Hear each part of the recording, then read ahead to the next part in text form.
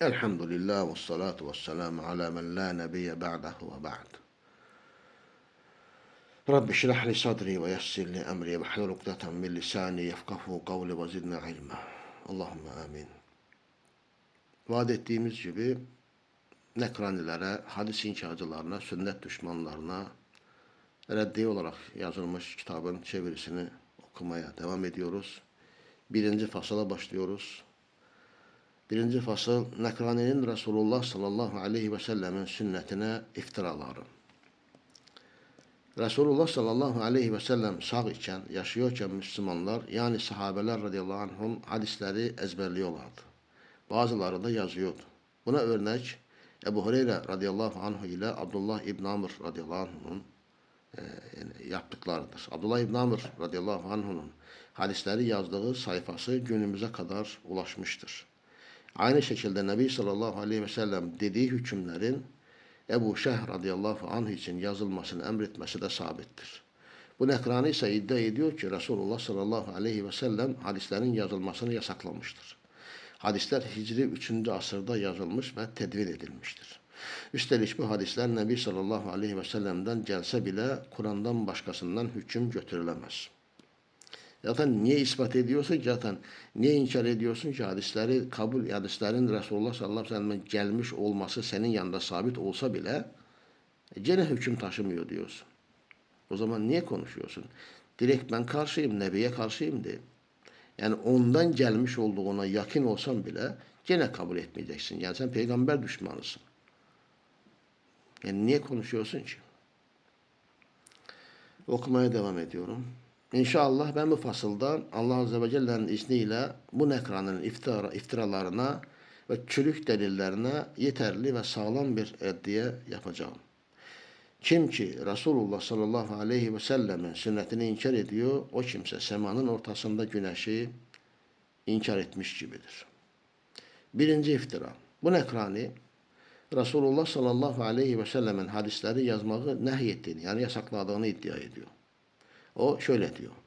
Resulullah sallallahu aleyhi ve sellem Kur'an'dan gayrısının yazılmasını yasaklamış ve Kur'an haricinde, Kur'an dışında yazılanların mahvedilmesini, yakılmasını, yok edilmesini emretmiştir.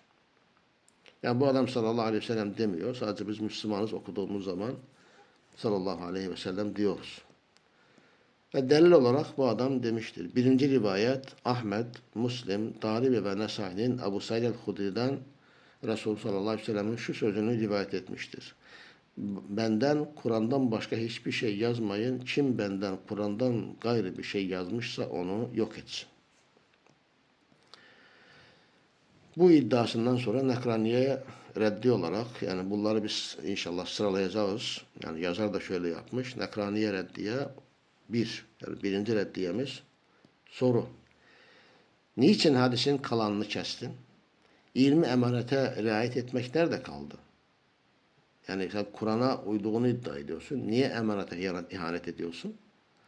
Sen namaza yaklaşmayın söyleyen kimse gibisin. Çünkü o da ayetin devamını söylemiyor. Sadece bu yerini zikrediyor.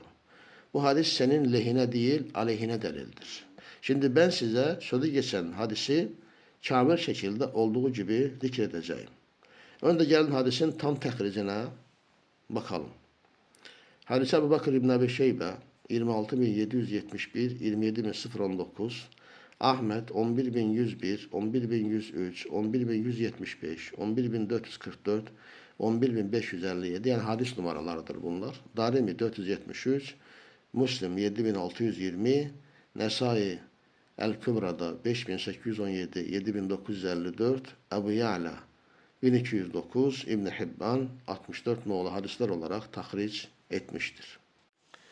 Bu hadisin medarı, yani tüm rivayet yollarının birleştiği nokta şu şekildedir. Onların 9'u da Affan İbni Müslim, İsmail İbni Uleyye, Şuayb İbni Harb, Yazid İbni Harun, Ebu Beyde el-Haddad, Abdüssamed İbni Abdülvaris, Haddab İbni Halid, Hişam İbni Abdülmalik ve Kethir İbni Yahya. Bunların 9'u da Hammam İbni Yahya'dan, o da Zeyd İbni Eslem'den, o da Ata İbni Yasar'dan, o da Ebu Said el-Hudri'den rivayet etmiştir.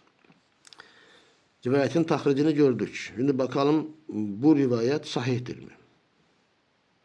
Yani biz Müslümanız. Müslümanlar hadisin her önüne gelen hadisi kabul etmiyorlar. Hadisin sahihi vardır, zayıfı vardır. Bakalım bu hadis sahih mi değil mi? Hafız el-Mizzi bu hadisi tehric ettikten sonra şöyle diyor. Ravahu Ebu Avana el-İsfarayini an Ebi Davud el-Sicistani an Hudbe بقصة الكتابة وقال قال أبو داود وهو منكر أخطأ فيه همام هو من قول أبي سعيد.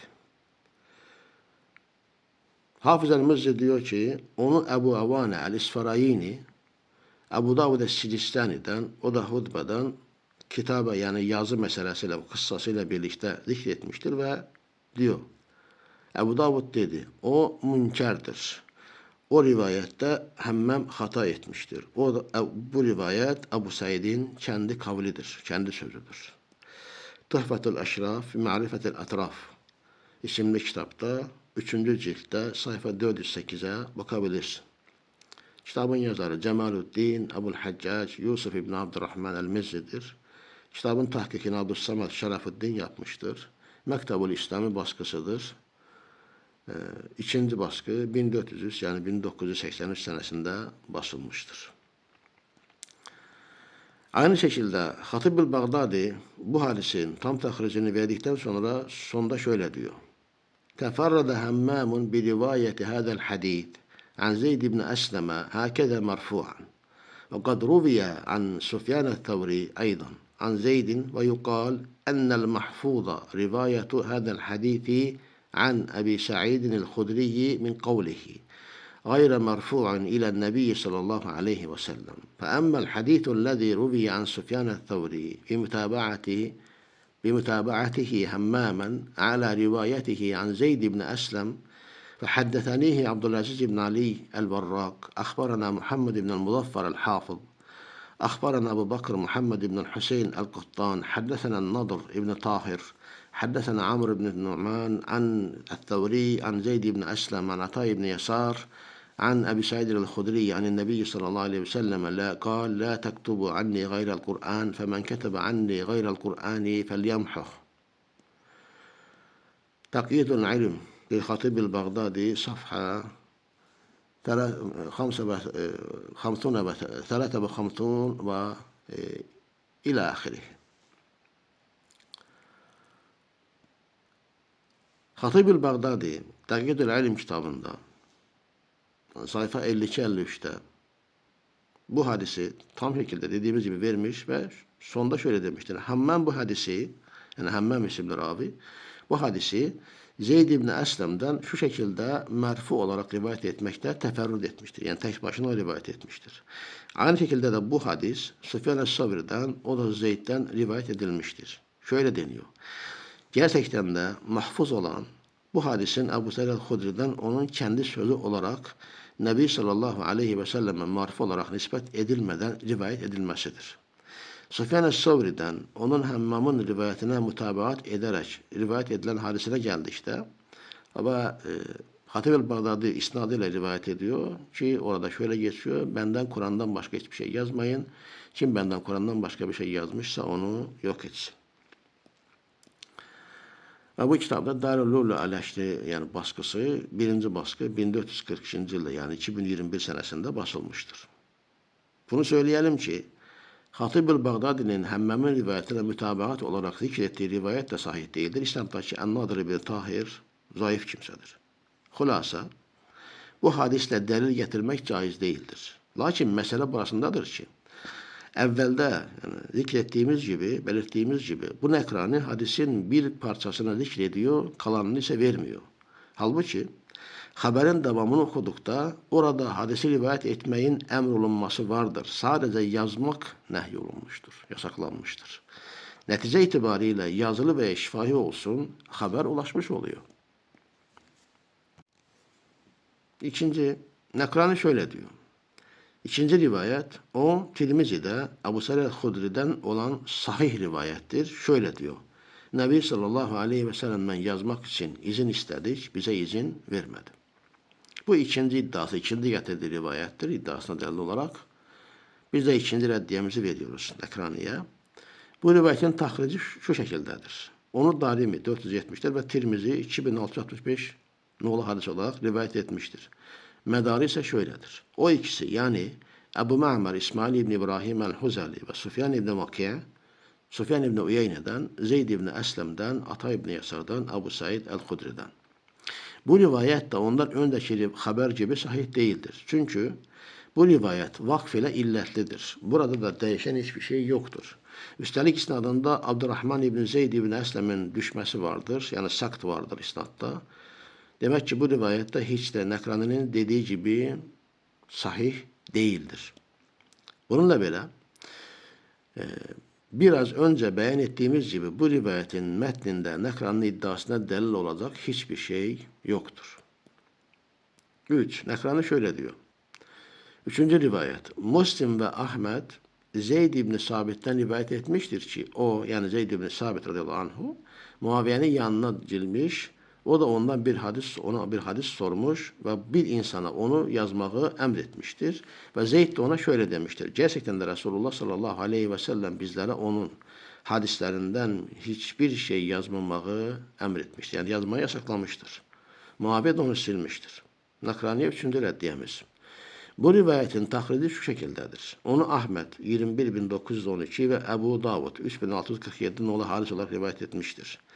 Medarı da şöyledir. O ikisi de yani Ahmet ve Nasır onu Ebu Ahmet Ez-Zübeyri Muhammed İbn Abdullah İbn Zübeyr'den, o da Kesir İbn Zeyd'den, o da El-Muttalib İbn Abdullah'tan, o da Zeyd İbn Sabit'ten rivayet etmiştir. Ebu Hatim el-Razi şöyle demiştir.